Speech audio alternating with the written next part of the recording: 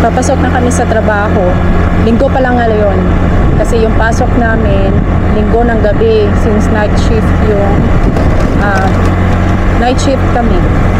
So, linggo yung pasok namin hanggang linggo ng Huwebes, Thursday night. Pero this week, may trabaho kami hanggang Sabado. Pero papasok kami ng Friday night, labas ng Sabado ng gabi. Dahil si Kayo nagbabike. Bicycle lang yun siya.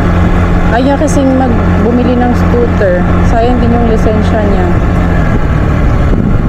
Pero yung bike na yan ay provided ng agency namin dito.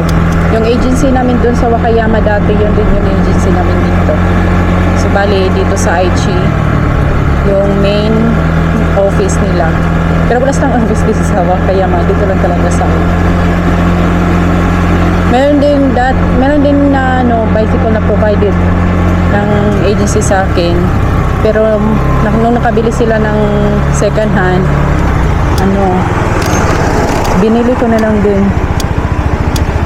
Pero ginagamit ko lang yun kapag nag-grocery kami. Kapag ako lang mag-isa na grocery, nag-i-scooter ako. Pero pagkasama si Kayo, ginagamit ko yun para hindi siya maiwan. Exercise na din. Maganda exercise din kasi kahit sobrang hindi. Pero naman, nung una kong mag-drive ng scooter dito, takot ako. Kasi matagal akong hindi nakapag-drive ng motorcycle. At isa sa pinakatakutan ko, mga pulis. Pero kapag hindi ka naman confident, kung nakikita nila ng confident ka naman helmet, dito ka, dala ko lang lagi ng lisensya ko, syempre importante. Pero malapit lang naman yung factory na pinagtatrabahuan namin. Ayun si Kayo, yun ko nakikita niyo. Malapit lang yung factory na pinagtatrabahuan namin. Kung from the apartment, mga 12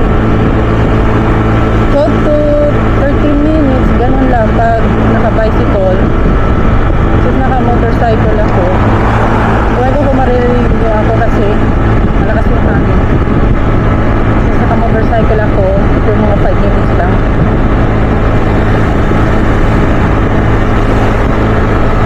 Nasanay na rin ako mag-drive ng motorcycle.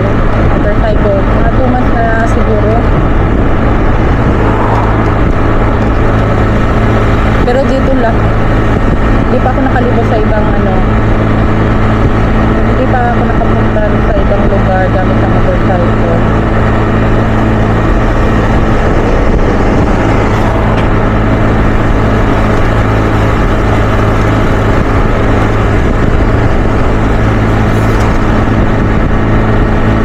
Lagpas na ako. Pag scooter lang pala, 5cc, lang, 30 km per hour lang. Pero sobrang bagal. Bagal na nga ito, 40 km na ito eh. Hintayin ko lang dito muna sa Kayo.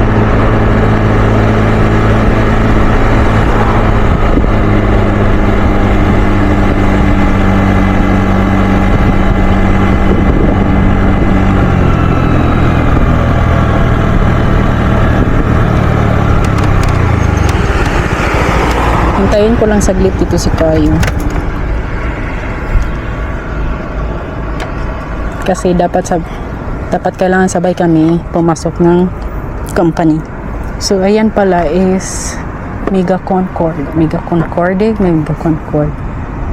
Pachinko. Parang casino sa atin. Ang dami nagkakasino ngayon na hindi nagpapachinko. Kaya yung mga trabahante dito sa mga factory na malapit ito, diretso lang pag day shift yung trabaho nila, diretso lang dito. Hintayin ko lang si Kayo.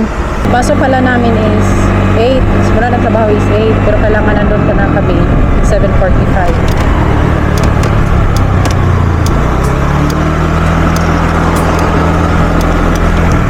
Ganon din pag day shift. 7:45 dapat nandun na kami.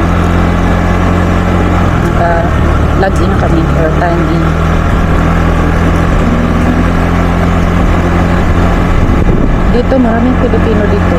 Nagtatrabaho. Dito sa factory na ito. Sa kabila pa. Dito tayo. Dito.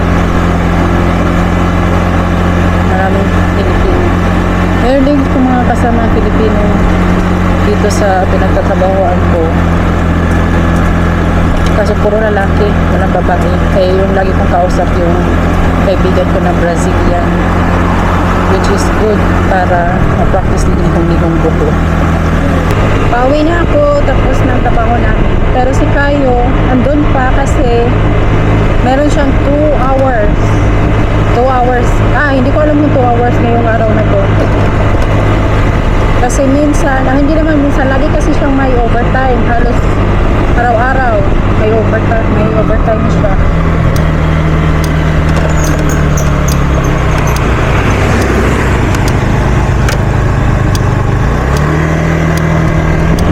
Araw-araw siya may overtime and usually 2 hours yung overtime niya. Kaya mag-isa ako lagi yung umuwi ng bahay. Pero ngayong araw to, hindi ko alam kung ilang oras. Hindi ko naitanong sa kanya. Grabe yung ato ko kanina. Muntik pa akong matumba. Kasi sobrang busog. Sarap nung ispiha na binigay ng kaibigan ko kasama ko sa trabaho. Grabe yung ato ko kanina. Nagdala ako ng turon. Nagluto ako ng turon. So nag-exchange kami. Mamaya magdadala ulit ako para sa kanya kasi ang dami nung ispihan na binigyan niya sa 4 na malalaki tapos isang dalawang maliliit. So tatlo kami. Kaya sobrang busog. Tapos nagkakaanto.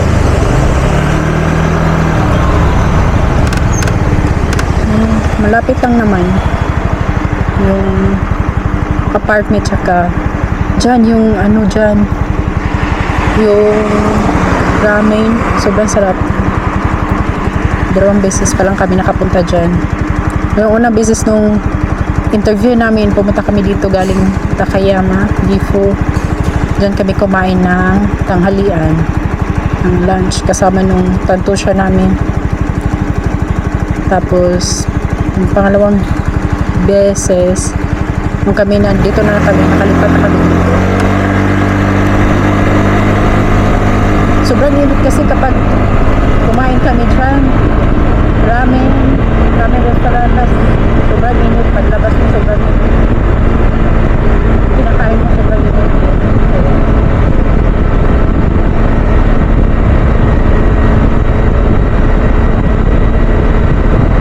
Hindi ko alam kung malalahiyo ako kasi malakas yung sabi. Pero naglagay na ko ng my mask.